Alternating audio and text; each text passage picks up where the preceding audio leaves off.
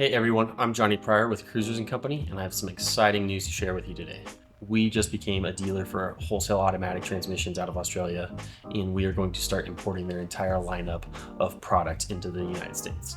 That includes heavy-duty rebuild transmissions, Nomad and Extreme valve bodies, transmission cooler kits, torque converter lockup kits, heavy-duty and billet torque converters, temperature gauge kits, and much more. They offer a huge range of products for transmissions, and we're looking forward to bringing that all to you. Today we're going to go over what you get when you order a Nomad valve body.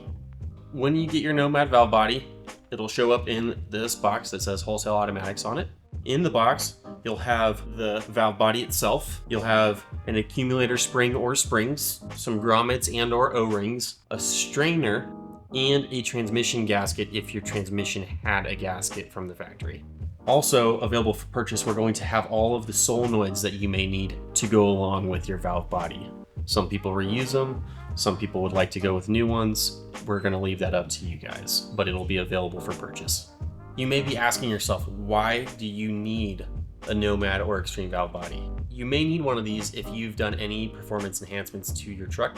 You've weighted it down with lots of bumpers and armor. Anything that might put more strain on the transmission is a reason that you may want a Nomad or Extreme valve body. They increase line pressure throughout the transmission.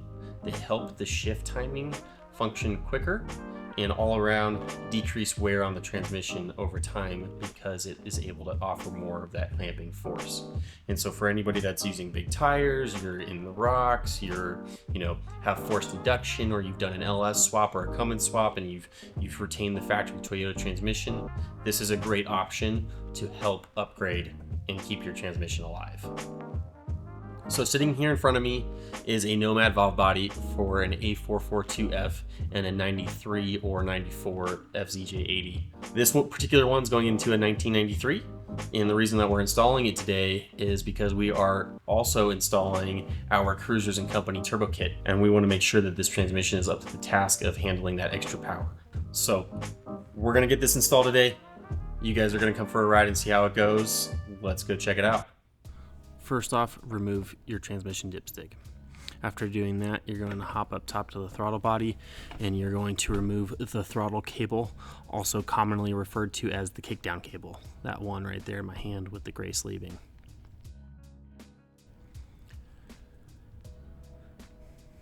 Once you have that removed, hop underneath, remove the transmission oil pan. Usually there's a lot of residue left over, so try not to make a mess. Once you remove the oil pan, you will remove the oil strainer. There are 3 or 4 bolts holding that onto the valve body. Remove those. There may be more fluid that leaks out with it. Next, unhook all of the solenoids, unplug those, and let the harness hang to the side.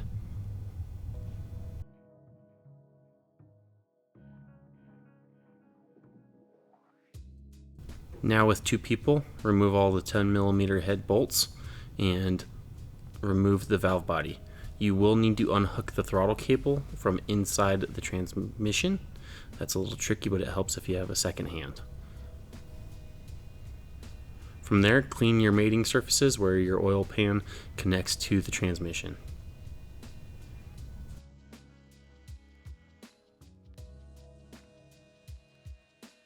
Now that we're on the workbench, go ahead and remove the 4 solenoids from your old valve body. These will be swapped over to the new valve body.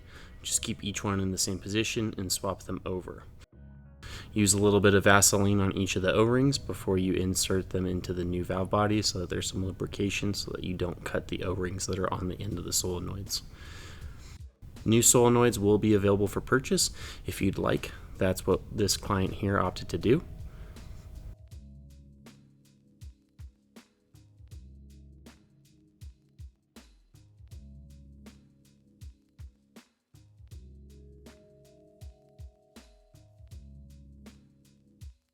From there, flip the valve body over. You can use a little Vaseline to make sure that that gasket stays flush to the valve body. Remove the caps that are on the nipples.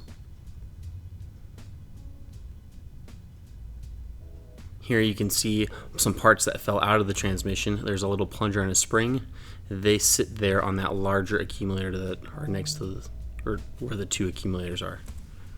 Next up, clean the inside of your pan. There are a couple magnets. Any little shavings that are on there need to be entirely cleaned off. The inside of the pan needs to be extremely clean, and you will need to clean off any RTV that is left on the pan really well.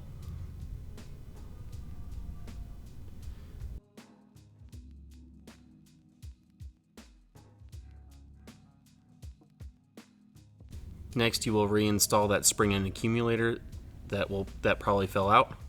Then you will remove the 4 black O-rings and reinstall them. You can use a little Vaseline to hold them in.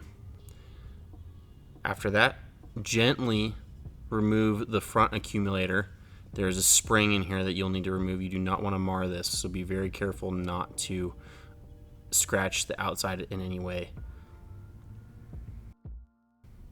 Here you can see we're removing the spring and we're installing the supplied spring.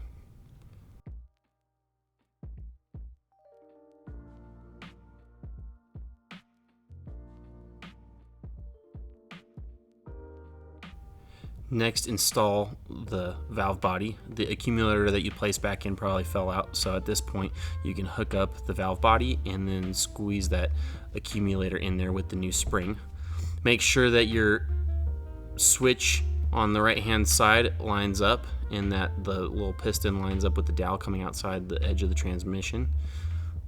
Next, you will put in all of the 10mm headed bolts back in and just loosely snug them up until you get the rest of them in. After that, go ahead and install all of your transmission solenoid connectors to the wiring harness.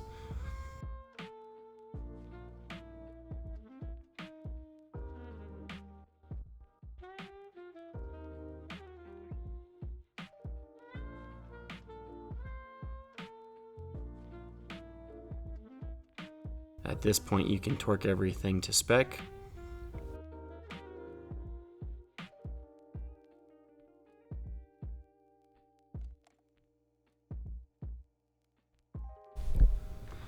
After installing the oil strainer, install the transmission pan either using RTV, the provided gasket, or a little bit of both.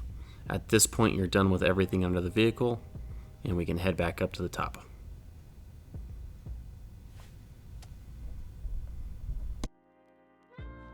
At this point, you've finished everything underneath the truck.